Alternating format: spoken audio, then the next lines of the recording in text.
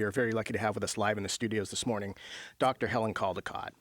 Dr. Helen Caldicott is the co-founder of Physicians for Social Responsibility, founder of the Women's Action for Nuclear Disarmament, and founder and president of the Nuclear Policy Research Institute.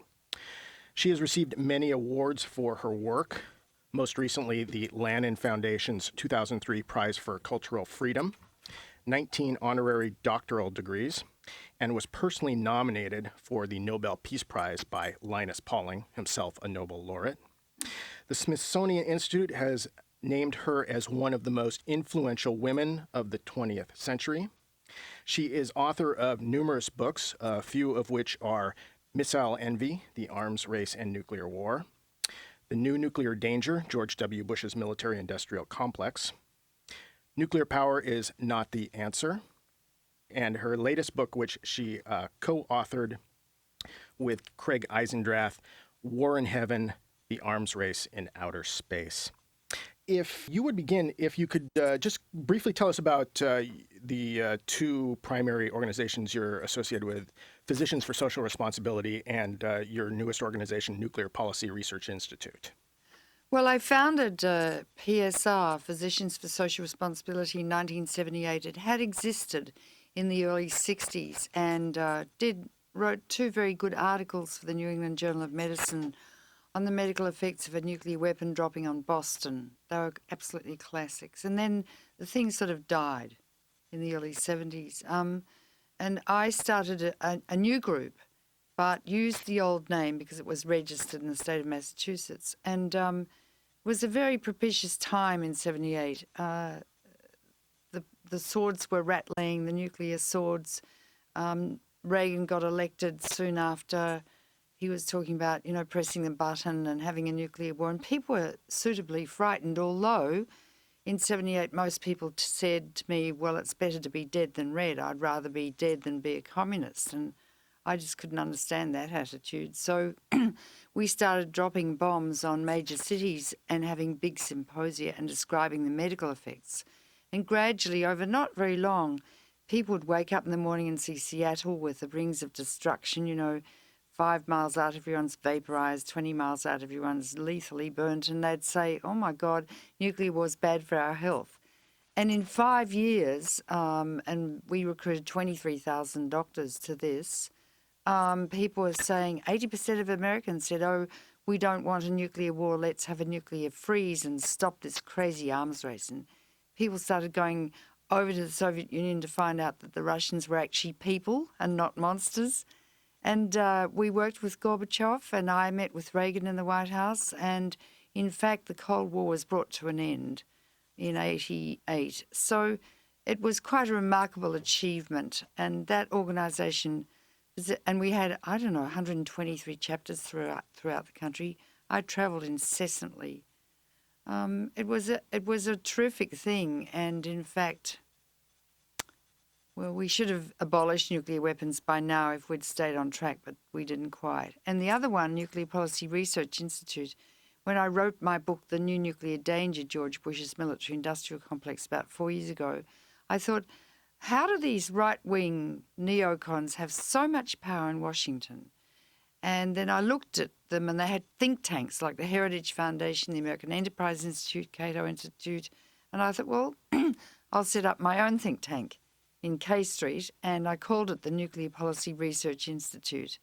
I raised the money. Rosie O'Donnell gave me $100,000. But Heritage spends $28 million a year on the media in infomercials and cooking up news programs which aren't real, they're propaganda. And I couldn't compete with that. But we did have 5 incredible symposia, out of which came a report on depleted uranium weapons, 2 books, War in Heaven, that was about the weaponization of space. Nuclear Power is Not the Answer, this was about nuclear power and global warming. I had one called 3 Minutes to Midnight, and McNamara got involved in that very deeply. So we did some good work, but in fact didn't turn the country around. So we were talking before we went on the air, you've been doing this for at least 35 years, and I think a lot of people at the time of the nuclear freeze movement saw the trend as the abolition of nuclear weapons. And since then, of course, things have kind of turned the other way. So do you attribute that primarily to the military-industrial complex here in the U.S.? You know, I flew into Seattle yesterday, and I flew over this miles and miles and miles of Boeing. And Boeing is the second biggest military contractor in the world. And they're into weaponizing space, they're into missile defense, which could, in fact, initiate a global nuclear war and end all of our lives. And I sat next to a bloke who is working for Boeing. And they're just ordinary, nice people, but, you know, they're creating a global gas oven. And nothing stops them. They are drinking at the pig trough of the American taxpayers' dollars. You don't have a free medical care system. We do in Australia. Your university education is profoundly, obscenely expensive. It all should be free. You're spending nearly $1 trillion on killing. That's the Pentagon, it's Iraq and everything. I mean, the priorities to me are really obscene and very strange and must be turned around. Then we've got the nuclear power industry who are sociopathic, I would say. They know that nuclear power plants are incredibly dangerous. I've got a map of Europe at the moment, and most of Europe is still radioactive from Chernobyl and will be for hundreds of years. I don't buy European food. I don't know what's radioactive and what's not. Particularly, I don't buy French food because they've got lots of nuclear power plants. The nuclear industry has seen global warming as its chance. It was moribund after Chernobyl and 3 Mile Island, but they say they're the answer. And they're spending over $200 million hiring Helen Knowlton, who did the tobacco companies' advertising and dirty work for them, propaganda. They've hired Helen Knowlton to say that nuclear power is clean, green and no emissions, and it's all a fabric of lies. And so people are now saying, I think, well, maybe we'll have nuclear power plants, not knowing or realising they take 15 to 20 years to build, A. B, we've got to stop producing CO2 like right now because the Earth is in the intensive care unit and global warming is upon us. That nuclear power is a socialised, you could say, communist industry because it's totally paid for by the taxpayers, you know. In a free enterprise market, here we have a socialised industry. It produces massive quantities of carbon dioxide in its own right, so it's part of the problem of global warming. It is part of global warming, not the solution. That with global warming, you can't operate nuclear power plants because the river levels fall, the water gets hot, you can't cool the reactors, they could melt down, or as the oceans rise and the reactors are at ocean level, as the oceans rise, the reactors could drown and melt down too. So global warming is antithetical to nuclear power in the first place. They continually emit radioactive materials as they operate every second of every day. So if you live near one, you're at risk of getting cancer or your children getting cancer and your food being radioactive. And then they make radioactive waste, which for the rest of time will contaminate food chains, breast milk, babies, fetuses, and induce epidemics of malignancy in children and genetic disease and chromosomal abnormalities forevermore. I met a surgeon the other day, an orthopaedic surgeon. He came up to me, he said, I've just seen a little girl from Chernobyl. He said, she has 3 legs. He said, I had to take off one of the legs. There are homes full of children like that near Chernobyl. That's what nuclear power means. It's an evil industry. It's a carcinogenic industry. It will produce random, compulsory genetic engineering forevermore. And I invite you to read my book, Nuclear Power is Not the Answer, to check on the references. So it's a carcinogenic industry that for a few short years, maybe 20 years, produces some electricity by boiling water. As Einstein said, nuclear power is a hell of a way to boil water. So here they are off on their rampage, their nuclear rampage. And then we've got the threat of, ever-present threat of nuclear war. And it was Clinton who left the weapons in place, for which I shall never forgive him. His legacy is that he left 5,500 hydrogen bombs on hair trigger alert that the Pentagon has a policy to fight and win a nuclear war against Russia, even though you're now best friends, and Russia reciprocates. And Yeltsin got to within 10 seconds of blowing us all up in 1995. 10 seconds. So, and those sort of accidents in the early warning system, the computer systems, occur like every day.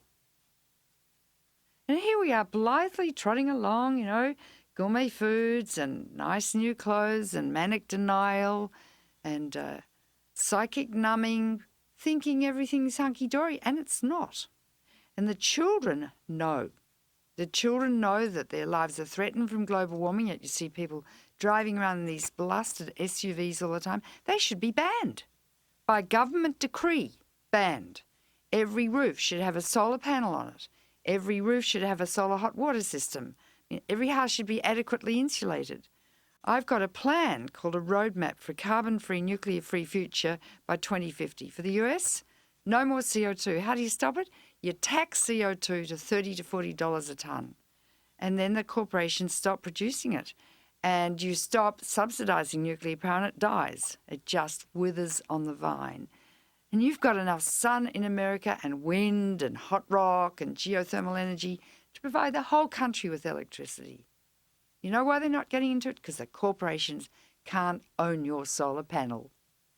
It's decentralisation and the people get their power back.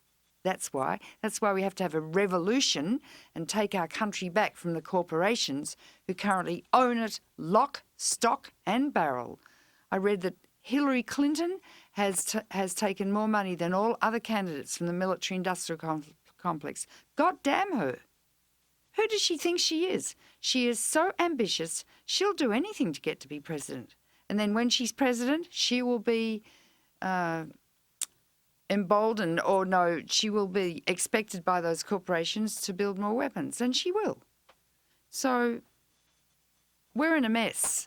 And it's no longer appropriate that any of us are comfortable if we look at our grandchildren in the eyes and love them so much. I've got one sitting here right now. Her name is Natalie. She's 11. This is what we're talking about, Natalie's future. You know? And we have no right to be psychologically comfortable and fat and rich. And I mean that. We have only a right to rise up to use this so-called democracy and save the planet. That's enough for my ranting and raving. Here in Seattle, we're just 20 miles away from the Bangor Trident nuclear submarine base. To my understanding, the largest repository of nuclear warheads in the U.S. What are your thoughts on that facility? Oh, I think it's obscene. You know, Seattle is so beautiful, do you know? But it's also quite satanic with Boeing and with the Tridents. You've got 18 Trident submarines, okay? 4 of which now are being reconfigured with conventional weapons.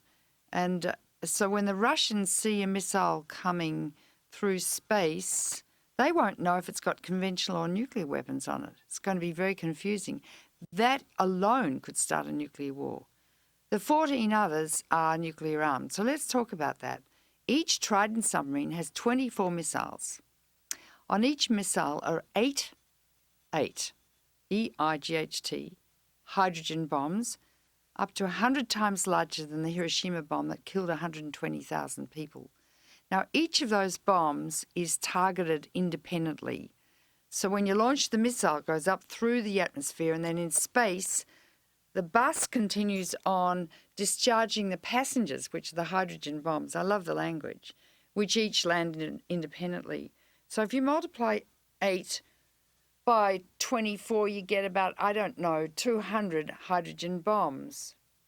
You've got 14 of these dreadful things.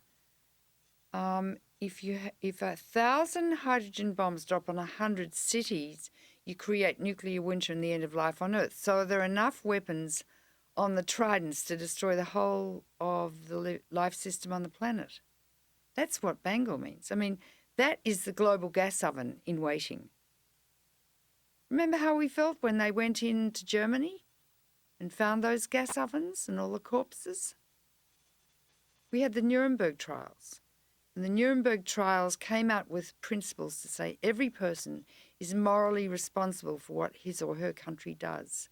That means using your country. That means getting active. That means being passionate, concerned, and active beyond belief, and never being comfortable again. But you know what? Doing this work invokes tremendous fulfillment because you're serving the children.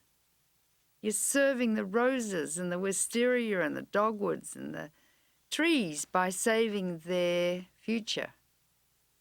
But by God, we have to move pretty fast. And then, as you pointed out, you've got Hanford in Washington State. That is the most polluted place on earth. It's revolting.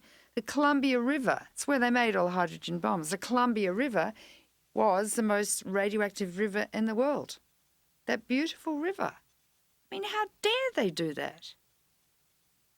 I think Robert Oppenheimer put it best when he managed the Manhattan Project, and when he watched the first bomb explode, it was called Trinity, named after the Father, Son, and Holy Ghost. Can you believe it? And he watched it go up, and after that he said, for the first time, physicists have known sin, because they captured the energy of the stars. They've been sinning ever since, like sinning. And I bet lots of them go to church and they go to synagogues. They have no right to go to church or synagogues if they're planning to blow up the earth. I remember you speaking in, I believe it was in Portland about 10 years back, talking about Hanford and what they're the current program there is for cleanup of Hanford. And I believe at the time you said in your talk, it's like, you can't clean that site up. Well, I mean, they've got plutonium, which lasts for 500,000 years, and the most deadly carcinogenic substance known, such that a millionth of a gram or 10 to the minus 9 grams is carcinogenic. They've got lots of it leaking and seeping towards the Columbia River and entering the river. Cesium-137, strontium-90, you name it. I mean, it's just a toxic witch's cauldron of the most revolting carcinogenic materials known to the human race. And it's in the soil, it's entering the river, it's getting into the fish, bioconcentrating in the food chain. And they use, though, that facility to make the plutonium for the bombs, because plutonium is the fuel for nuclear weapons. I mean, if you look at it from a dispassionate perspective, as a historian or a philosopher or a moralist or whatever, you'd have to say these people are mad. They're still mad because the labs are still making nuclear weapons. And you know, it's really interesting the language they use. There's a man called Hugh Gustafson, who's an anthropologist, who went and lived with the characters, the scientists who make the bombs in Los Alamos, design them and test them. And the night before a man's bomb is tested in the desert, he sleeps with the bomb alone in the desert the night before. He talks about labour pains and the need to push. And when the bomb explodes, he talks about postnatal depression. They are comparing annihilation to new life. And you know, in America you can talk about numbers, figures, money till the cows come home. It's always money. But the etiology or the cause of this very dire pathology now that imbues the American psyche is the reptilian midbrain of some men's minds. And out of those dynamics from that midbrain come the desire, whatever it is, to make these weapons to kill. And that's why my next book's going to be called Why Men Kill. Because I'm fascinated by this. I don't understand it. But why does society glorify killing on a mass scale? When if you kill your neighbour, you're in jail and you might get in the electric chair if you're in Bush's Texas. What is it about the glorification of war? And God's always on your side, of course. So why is God used like that? You know, I want to look at the difference between oxytocin and testosterone on the brain and all sorts of things. And by writing the book, I'm sure nothing will change, and I'm not sure that we're going to make it, to be quite frank, as a dispassionate, objective, clinical physician looking at the planet from a clinical perspective.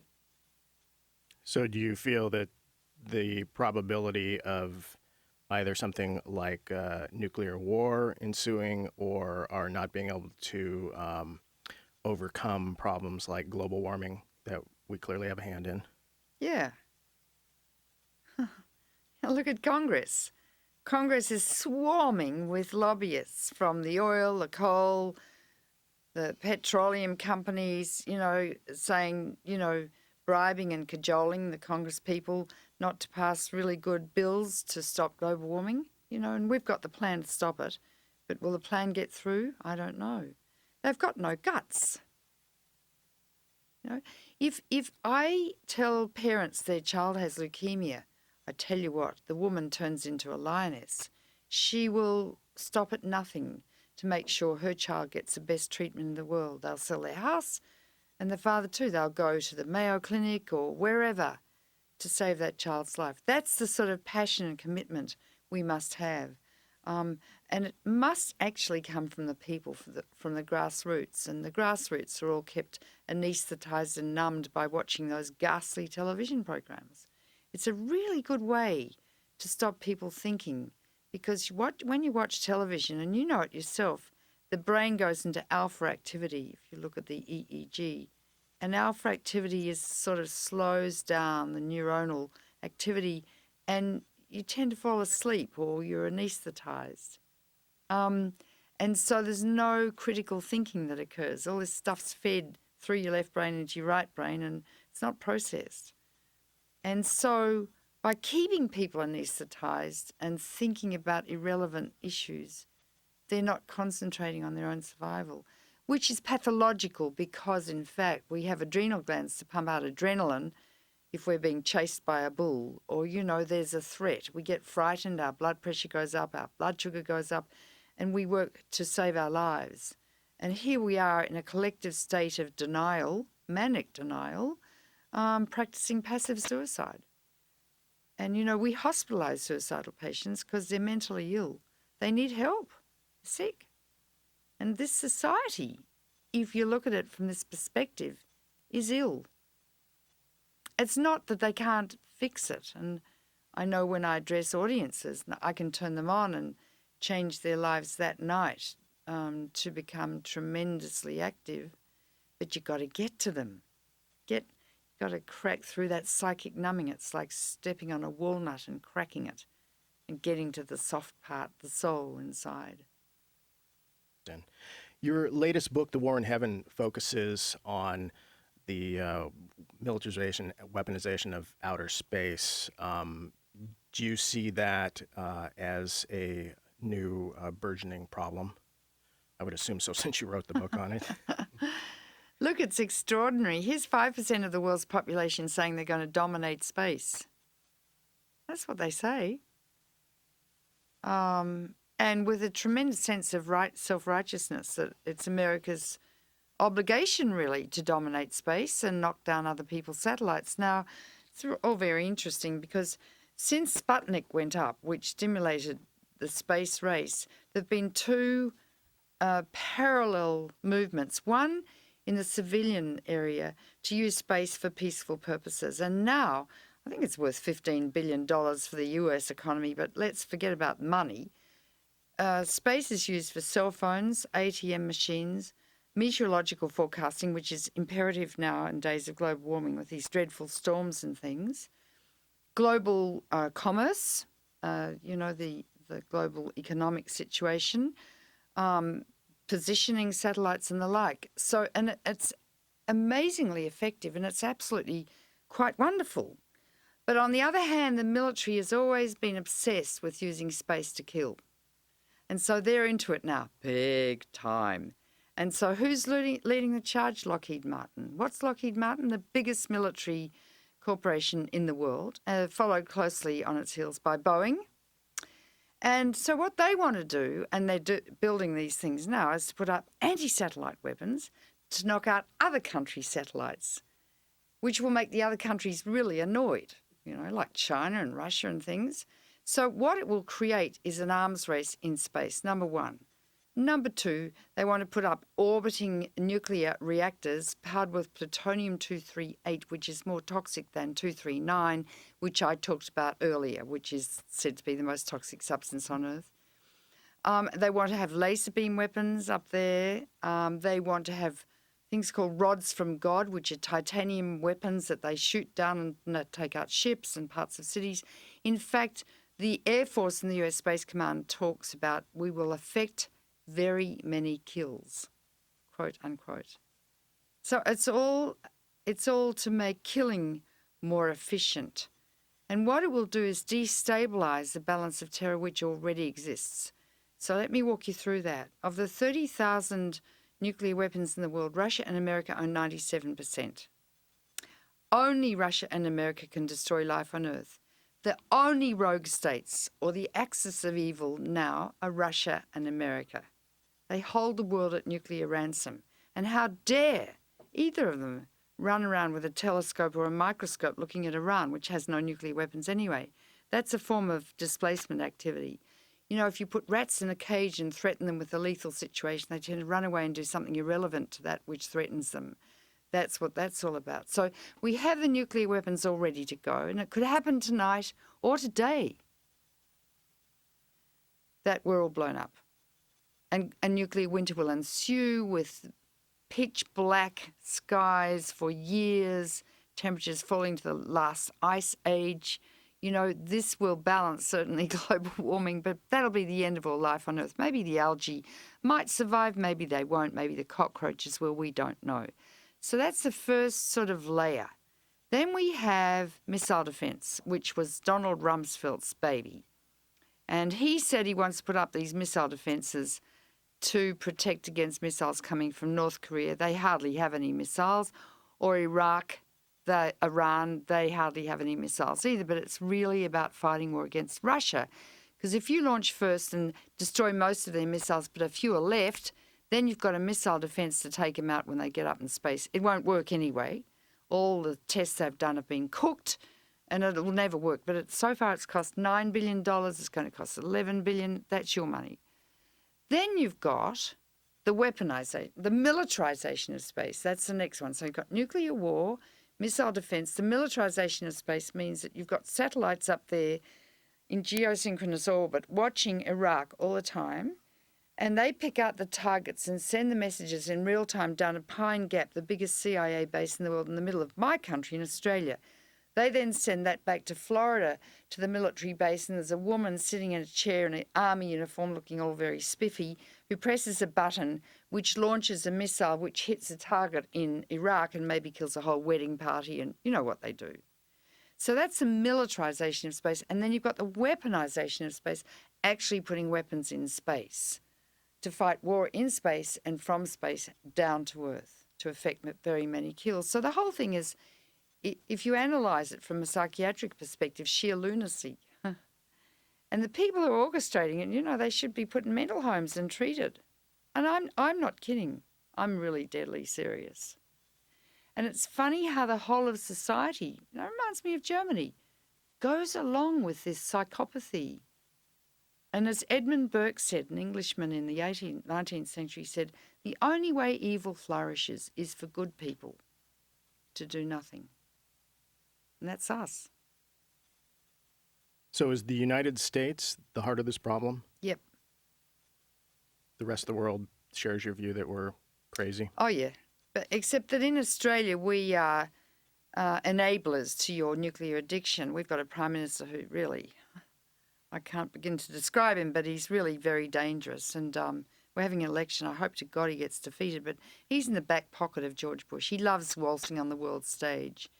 Blair was the same, you know, Bush's poodle. He's out now, and I don't think Cameron, the new Prime Minister of Britain, is the same.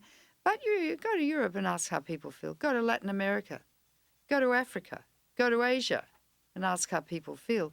It's interesting that this country, because it's the most powerful country on earth militarily, has a kind of insular attitude and tends to be unaware of how it's regarded by the rest of the world. And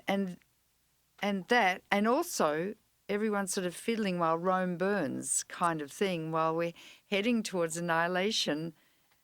The those who are rich and getting richer because of Bush's tax cut policies and all the rest are fiddling with, I don't know, their bonds and their, the stock market. And that, I always think that's a pathological scene, the stock market too. All those guys obsessed with money.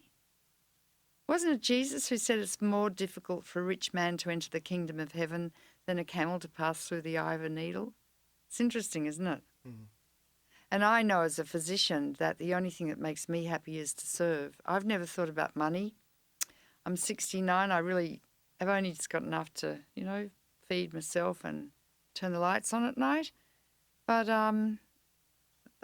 I've always lived my life to serve my patients, and I guess by extrapolation the planet. And it gives me deep satisfaction to do that. And I think, most of the prophets, Jesus, Muhammad, Buddha, and all the rest, talked about that we're here to serve each other and nature, because we are the curators of life on the planet. I was quite close to Carl Sagan, and I once said to him, Carl, do you think there's life in the universe? And he said, paused for a long time, then he said, no. And I said, why? And he said, because if any organisms had evolved to the position that we're in psychologically, intellectually, they would have destroyed themselves.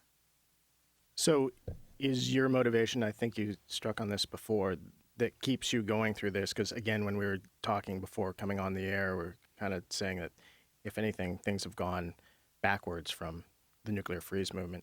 Your motivation is for the grandchildren. Is that what keeps you going? It is, and I'm a pantheist. I don't believe in anything, God or anything like that. But for me, and since I was a very little girl, nature and the wondrous complexities of nature is sacred, and that I feel very responsible for that. We all are. Because if you look at the planet, it's kind of a living organism. The integument or the skin is the ozone layer. The temperature control mechanism is the troposphere, the lower layer of the atmosphere. Our temperature control mechanism is in our midbrain, and if you get a tumour there, you die. So we're heating up the planet. The circulatory systems of the rivers, the lakes, the oceans, we're polluting them. The skeleton is the soil, we're polluting that and losing much of it from desertification and erosion and the like. The trees are the lungs of the earth, and we're chopping them down. And all systems interdigitate or interdependent upon each other. And we're the microbes. We're the pathogens. We're the only species that destroy nature. For money, for power, for enjoyment, for, I don't know what it is. I think partly it's a testosterone imperative, I think. I have to study that. But we certainly are pathogens, for sure. So if you, Fantasyland question here, if you were somehow elected to a position equivalent to president. Human president, yeah, that'd be great. And you had a Congress that actually had a spine and was receptive to what you wanted to do, what concrete things would you be doing? Well, I'd lead the Congress and I'd inspire them and stimulate them and I'd pressure them. You know who did that? FDR. He was your last great president. Well, I would approach the presidency as a physician, always. And if there was a problem, if we have a very complex patient, and I used to have them, I'd gather in a room the neurologist, the nephrologist, the hepatologist, the cardiologist, and we would discuss the patient from all our specific angles and then work out a plan of management and care. And it was very effective. Sometimes we lost the patient because, in fact, everyone has to die, but it was very effective and efficient. That's what I'd do for all the problems. Now let's talk about global warming. The fact is that we have produced, with a brilliant scientist in Washington, a plan to save the earth from global warming, led by this country, because if you do it, all countries will follow. You set the pace. You are the model. And I would insist that the laws be passed, that CO2 get taxed. No trading, not tax and trade. Just tax CO2, a hard cap, $30 to $40 a tonne. That money would then be transferred billions a year, I think 13 billion, into setting up solar systems across the country, wind farms across the country. I mean, tremendously exciting, which would raise the GDP, which would employ hundreds of thousands, if not millions of people, which would set the model for the rest of the world. And in a short time, America would become energy independent. You wouldn't need, and also there are these fantastic vehicle-to-grid cars, V2G, Priuses, hybrids. What you do is you cover all the parking lots in America with solar panels. You drive your car into the parking lot, you plug your car in and power it up during the day, you drive it back or wherever, and at night you plug it into the house and power up the house. Vehicle-to-grid. And that's here now, and the batteries they're developing, lithium batteries, are incredibly efficient, can be recharged, I think, 100,000 times. So I get rid of all government vehicles would be hybrids. I'd cover all the parking lots with solar panels, and I would, by law, get rid of all the SUVs. And people do not have a right to drive around in these huge tanks. People have to wear their seatbelts. People have to stop at red lights. That's the law. I would make a law that all of these huge vehicles that just pump out CO2 and global warming gas are illegal. I'd also make a law to get rid of all the guns in the country, right? I would start ramping down on the Pentagon. I would ramp up the Coast Guard because that can protect you. I would get in an airplane and go and see Putin, and I'd say, okay, Vladimir, here's a treaty, and we're going to sign it together to abolish nuclear weapons bilaterally within 5 years, which is what Reagan and Gorbachev almost agreed to do in Reykjavik in 1987. So I would make sure that the nuclear weapons are dismembered, dismantled, decommissioned bilaterally, and other countries would then follow. So you could fix the problem of imminent nuclear war. You could fix the problem of global warming, and there are many other things that can be done, and that's terribly exciting. Huh? I would close down all the nuclear power plants overnight so they produce no more waste. I would then transfer all the brilliant minds at Los Alamos and Lawrence Livermore from making bombs into deciding and working out what to do with their nuclear waste, because they've never looked at that, and I'd redeploy them. I would nationalise the health system here so as no one had to pay insurance. It would be all like New Zealand, like Australia, like France, like Canada, like Cuba. I knew Julie Richmond, who was your Surgeon General under Carter. He went down to Cuba to use Cuba as a model to nationalise medicine in America. I mean, so wouldn't that be wonderful that you wouldn't have to worry about getting sick? You would have the best medical care in the world available to all. I would make sure that the rich paid good taxes, and I'd use that money to look after the poor children. And I think 1/3 of the people in this country are very poor. I'd look after them, give them good services. I would concentrate on the obesity problem and ban children drinking Coke and sweet drinks and all that absolute rubbishy food that they feed them, and start feeding them good, nutritious food as a paediatrician. I mean, yeah, I could go on, but it's exciting. It's exciting. I would make sure through the UN that all women in the world have access to contraceptives, that their standard of living is elevated and they get to be educated, and that would help to stop the overpopulation problem, which is very dire at the moment. I would work with the United Nations hand in hand with great respect and humility. Join the family of nations. So do you feel like most of the solutions are already there in front of us? Of course they are. Look, if we created the problems, and we did, they're anthropogenic problems, we can fix them. Of course we can. I think like a physician. I am a physician. And we all are physicians to a dying planet now. Have you followed any of the developments with like transmutations for some of the nuclear elements? You're talking about Generation 4 reactors. Now, when you fission uranium in a reactor, you make 200 new radioactive elements that are man-made, all of which are carcinogenic. Some last seconds, some last millions of years.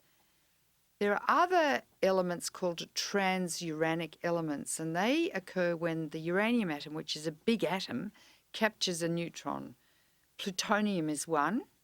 Americium is one. It's used in all the smoke detectors. It is more toxic than plutonium, and in every house and every building there's americium.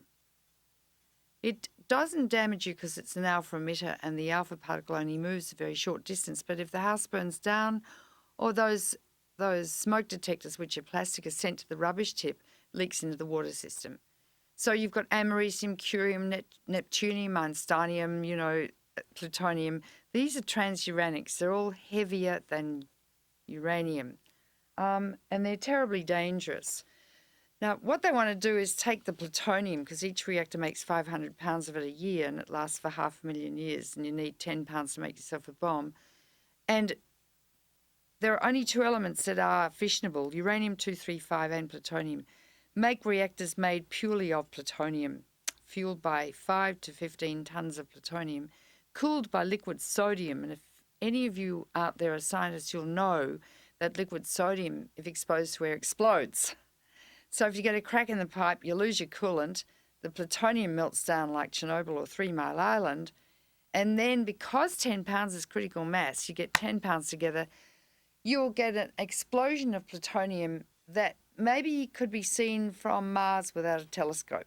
I'm exaggerating, but you know what I mean. The biggest nuclear explosion ever known, apart from, the sun and the stars. Scattering 5 to 15 tons of plutonium to the four winds. Now, they call it transmutation because when that 15 tons of plutonium fissions, 10% of it fissions. 90% of the plutonium is left. And it fissions into strontium and cesium, would only last 600 years. Like 600 years, that's 3 generations every 100 years. That's, 18 generations. And they say that's fixing the problem, transmutation. Don't they use lovely euphemistic expressions? Like their inclusion of sports terms, talking about military. Yeah, well, sport, if you watch American football or Australian football, those blokes go to war with each other. Do you know after football matches, all of the players have microscopic hematuria? They're excreting blood in their urine because their kidneys have been bashed around. But I suppose it's better that they use their testosterone to go to war with each other on the football field rather than go and kill themselves. But usually women and children get killed these days. I don't know. It's a real problem, isn't it? But I do think one of the answers that has yet to be tried is women, that we are 53% of the population and we are wimps. We don't use our power, we sit back, we're intimidated, and we need to take over now because the earth is dying and it's being killed. I think by partly testosterone poisoning, and I know that this is provocative and people won't like it, but I think from a generic perspective, a diagnostic perspective, it's actually true. And we need estrogen and oxytocin in the mix. I'll tell you a funny story. I gave a talk the other day and I talked a little bit about why men kill, and a man came up to me, he said, I've got prostate cancer. And he said, I was given my first dose of estrogen the other day. He said, for the first time in my life, I felt like shopping. And that's a true story. And, there is a tremendous difference neurophysiologically between the hormones. And I think it's time that the women had proportional representation, which is 53%.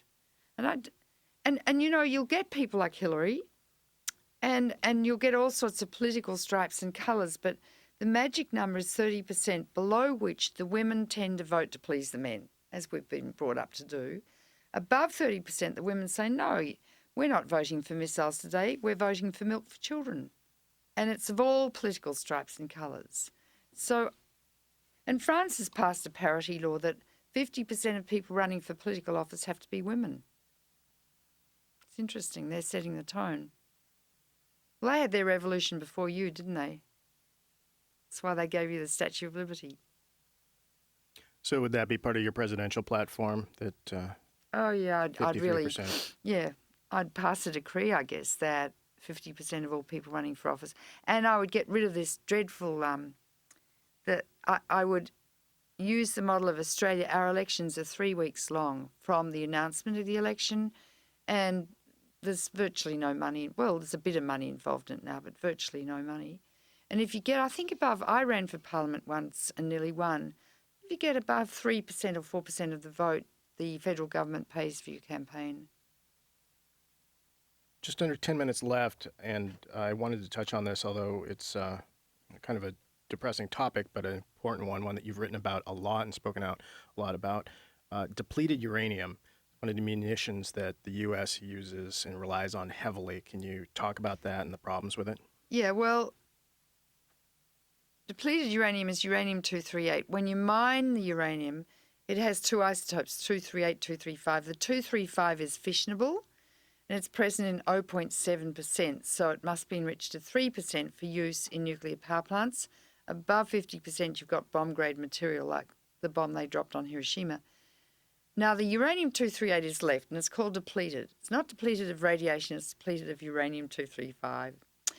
And it's free because it's nuclear waste. And the Pentagon found it some years ago and realised it's terrific stuff to make weapons of because it's 1.7 times more dense than lead.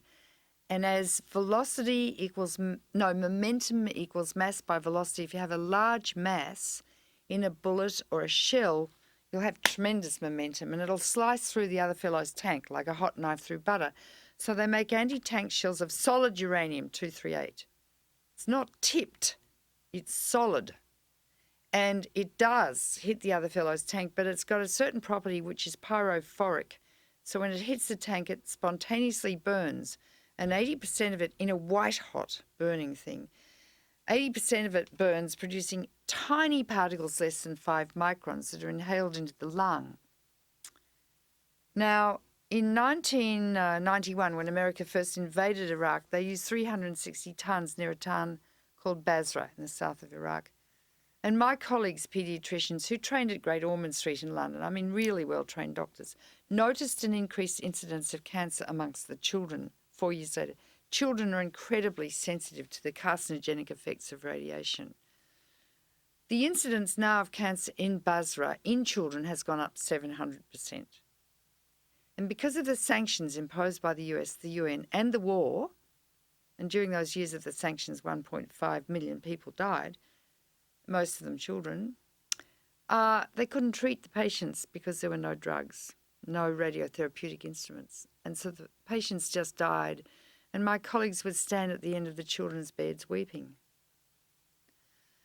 The other thing that has been noticed is a very large increased incidence of severe congenital anomalies, babies being born with no brains, anencephaly, single eyes or no eyes, severe mid-face deformities, no arms like that drug thalidomide produced. That's called teratogenesis. The incidence of severe congenital anomalies has gone up 700%. Women are too terrified to deliver their babies now for what will appear. The half-life of uranium-238 is 4.5 billion years. And that material in fine powdered form lies on the desert floor to be blown up in the sandstorms for the rest of time, in the cradle of civilization where arithmetic began, law was invented, writing began between the Tigris and the Euphrates. In fact, America's conducting a nuclear war over there. This time they've used over 2,000 tonnes, but they use it all the time. The Pentagon's very crafty and shifty, won't tell us how much they've used. Your returned servicemen are excreting it in their urine, because it's a heavy metal, and in their semen. Their wives complain of burning semen. It burns the mucosa of their vagina on intercourse. But that's obviously why they're having children with congenital anomalies. So those people are now condemned for those anomalies and cancers for the rest of time. And you know, it's almost impossible to get the media to attend to this. I wrote an article for the New York Times about it 5 or 6 years ago. It was good. Scientific, medical. They wouldn't publish it. They said, we are unable to publish this. When people find out about this, they're horrified, as well they should be. This is a war crime beyond proportion. And so are you calling for the abolition of this Of course. weapon along with the others? Could easily be Australian uranium that's being used too. We've got 40% of the world's uranium. Yeah. Of course. As a doctor, It's obscene. And they use these weapons too in Afghanistan and in Kosovo. I believe they're also using them right here in the U.S., test firing them. Oh, yeah, they test fire them. I don't know why they have to test fire them, but they do. It's really strange. So only a couple minutes left. What final thoughts would you like to leave with our listeners? I think I'd like to say that, in fact, we have at our disposal the mechanisms to save the planet from global warming. And if you'd like to download the roadmap for carbon-free, nuclear-free future for the US, go to IEER.org. IEER.org. Download the roadmap. A. B. If anyone's got money out there, I need money to get that roadmap into every single politician's hand in the country, state, local and federal. I need money to set up a big PR person to get us on national television and radio throughout the country to say, here's the solution to global warming. We have it within our capacity to mobilise this community, as we once did in the 80s, to produce abolition of nuclear weapons with Russia. And we have it within our ability to close down all reactors. That's in the roadmap. Remove the federal funding. Now, you must be informed. As your wonderful Jefferson said, an informed democracy will behave in a responsible fashion. So I invite you to read my book, Nuclear Power is Not the Answer. You'll have so many arguments. You'll be able to clean Dick Cheney's clock every time he tries to tell you it's good. Nuclear, and then the other one is The New Nuclear Danger, George Bush's Military-Industrial Complex, in which there's a chapter on DU weapons and the new weapons that America's building and the neocons and the like. And War in Heaven, about the impending weaponization of space, partly led by your people here at Boeing. And if you all rise up, each one of you can be more powerful than the most powerful person who ever lived. I came here in 78, a mere woman, an alien, a young doctor, naive. And it was my naivety that's led me, because I don't see any problems in doing what I do or speaking the truth. And people like that. If you speak your truth, not worried about admonitions from others, you become a leader. Do it. Speak your truth and get out there. All right. Well, I want to thank you very much for coming in this morning. Thank you. We've just been talking with Dr. Helen Caldicott. She is co-founder of Physicians for Social Responsibility. And again, her books, the latest which is War in Heaven, The Arms Race in Outer Space. And if you want any more details on her books and her writings, you can also go to her website, helencaldicott.com.